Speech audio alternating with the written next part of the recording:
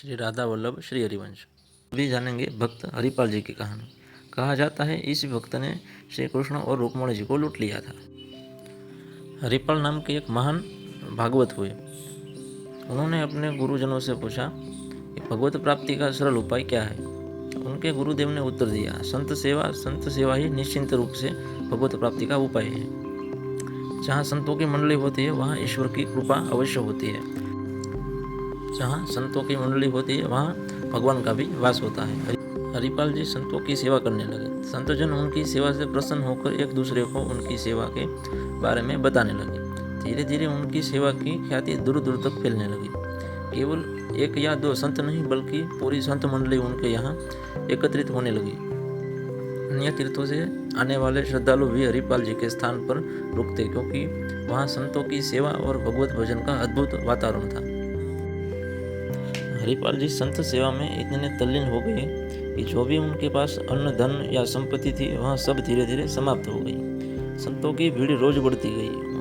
उन्होंने अपनी जमीन बेच दी और कीमती गहने बेच दिए और जो भी सच्ची संपत्ति थी उसे संतों की सेवा में लगा दिया। अब स्थिति यह रह गई कि सेवा के लिए कुछ भी शेष नहीं बचा। जब संतों को भोजन कराने के लिए धन नहीं रहा तो उन्होंने बाजार से उधार लेना शुरू कर दिया। हजारों रुपये का कर्ज हो गया। उस समय 1000 रुपये की बहुत बड़ी महिमा थी। 1 रुपये में ही ढेर सारी सामग्री आ जाती थी। हरिपाल जी ने अपनी सारी संपत्ति साधु सेवा में लगा दी और जब बाजार से उधार लेना भी संभव नहीं रहा तो दुकानदारों ने कर्ज देने से इनकार कर दिया। अब यह दुकान पर गए तो दुकानदार ने कहा, हरिपाल जी पहले का उधार चुका दीजिए, अब बाजार में आपका कोई कर्ज देने में नहीं देंगे, आपको कोई कर्ज नहीं देगा, आपकी सारी संपत्ति समाप्त हो चुकी है। अब हरिपाल जी के घर में ऐसी ही कोई की वस्तु नहीं बची थी जिसे बेचकर संतों को भोजन करवाया जा सके, लेकिन संत मंडली दिन प्रतिदिन बढ़ती जा रही थी। कोई जय द्वारकाधीश का जय दोष कर रहा था तो कोई जय सिया राम और कोई हर हर महादेव। संतों की अलग अलग मंडलियाँ लगातार आती रही। हरिपाल जी सोचने लगे, अब क्या करें। हमने अपनी पूरी संपत्ति संत सेवा में समर्पित कर दी, बाजार से कर्ज भी ले लिया, लेकिन अब कोई उधार भी नहीं दे रहा। संतों को भूखा कैसे जाने दी। चाहे हमें कुछ भी करना पड़े हम उनकी सेवा अवश्य करेंगे। तब उन्होंने एक कठिन निर्णय लिया। हरिपाल जी ने एक भाला लिया और जंगल के मार्ग पर बैठ गए। वे बलिष्ठ शरीर के थे। उनका तेजस्वी रूप देखकर ही लोग भयभीत हो जाते थे। वे किसी को मारते नहीं थे। लोग स्वयं उन्हें देखकर उन्हें धन दे देते थे और अगर कोई वैष्णव चिन्ह धारण किए होता तो वे कुछ न कहते। हालांकि उन्होंने यह उपाय तब अपनाया जब अपनी सारी संपत्ति समाप्त हो गई और कर्ज भी चुका पाना असंभव था। पहले उन्होंने पूरी श्रद्धा से अपना घर धन गहने सब संत सेवा में समर्पित किए, फिर बाजार से उधार लिया और जब कोई साधन शेष नहीं बचा तब उस उपाय को अपनाया। धीरे धीरे यह बात फैल गई कि यदि कोई यात्री रास्ते में रामकृष्ण का नाम ले ले तो हरिपाल जी उसे रोकते नहीं थे। लोग डर के मारे हाथ जोड़ते और रामकृष्ण का उपचार करते हुए निकल जाते। क्षत्रियों को पता था कि यहाँ डाकू भाला लिए खड़ा है, लेकिन यह भी समझ गए थे कि यदि तिलक लगा लो और मुख से हरिनाम निकले तो यह कुछ नहीं कहेगा। धीरे धीरे यह स्थिति हो गई कि जंगल से गुजरने वाले हर व्यक्ति तिलक लगाकर और नाम जप करते हुए जाने लगा। भले ही वे अपने जीवन में पहले कभी हरिनाम का स्मरण न करते, लेकिन इस मार्ग से निकलने के लिए अवश्य ही नाम स्मरण करने लगे। इसी प्रकार हरिपाल जी के प्रताप से पूरे क्षेत्र में नाम संकीर्तन की धारा बहने लगी, लेकिन इसी वजह से अब उनके लिए किसी को भी लूटना मुश्किल हो गया और फिर एक बार संत सेवा के लिए धन की कमी होने लगी। एक दिन बड़ी संख्या में संत मंडली हरिपाल जी के घर आ पहुंची। हरिपाल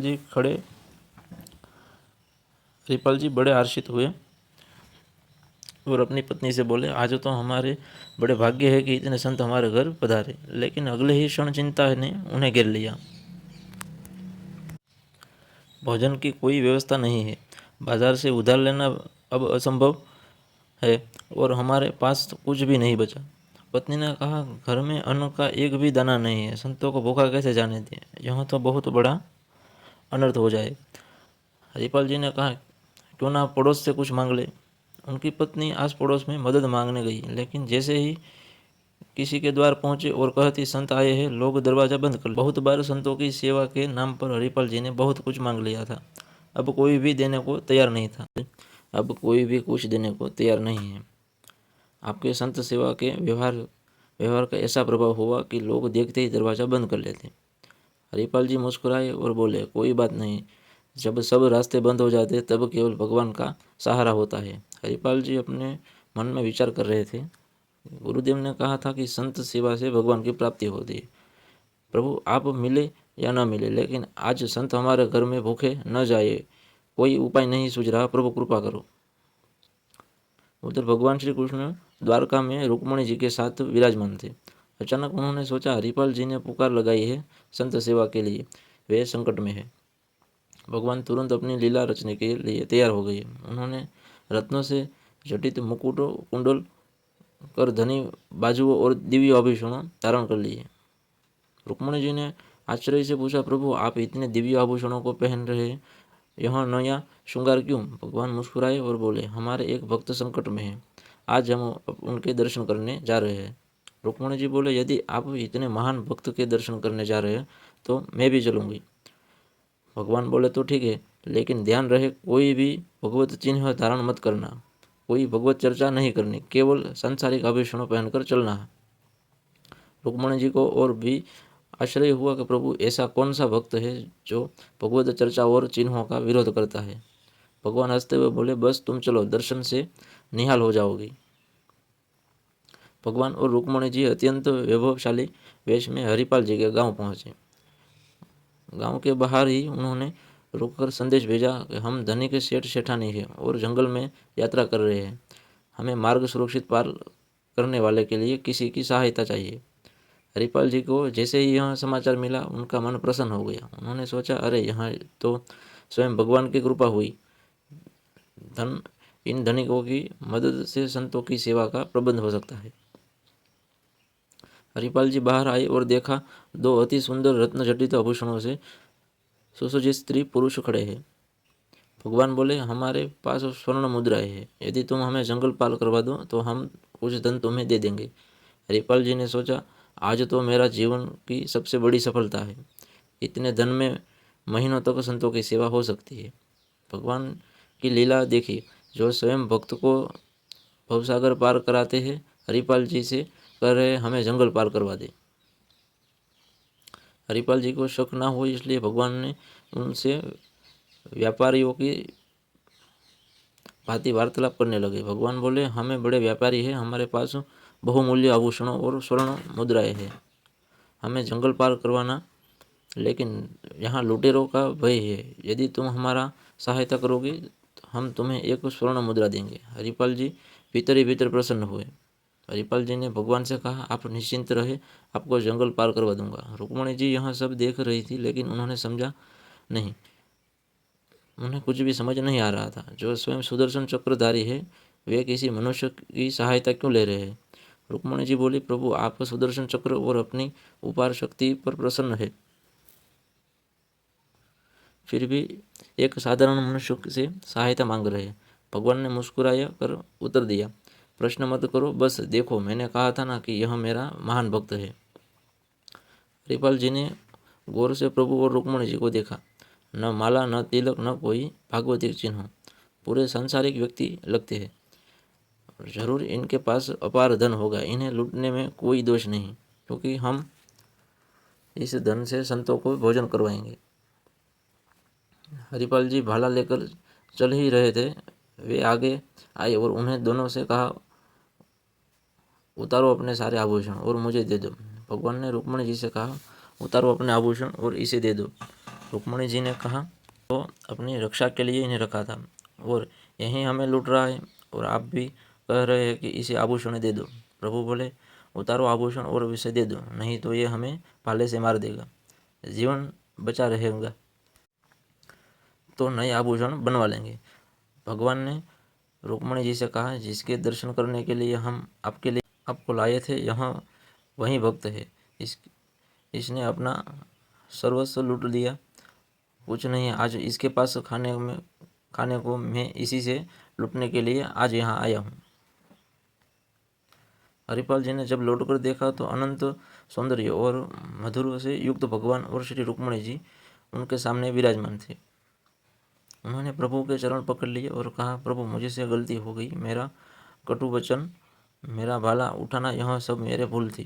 प्रभु आप जानते हैं हमारे घर में संत मंडली बैठी है, इतना कर्ज हो गया है कि अब कोई हमें उधार भी नहीं देता। पड़ोस से मांगे तो कोई कुछ देने को तैयार नहीं है। जो भी थोड़ा बहुत संपत्ति हुए वहाँ समाप्त हो चुकी, लेकिन संत भूखे न जाए प्रभु, इसलिए मैंने ये सब किया।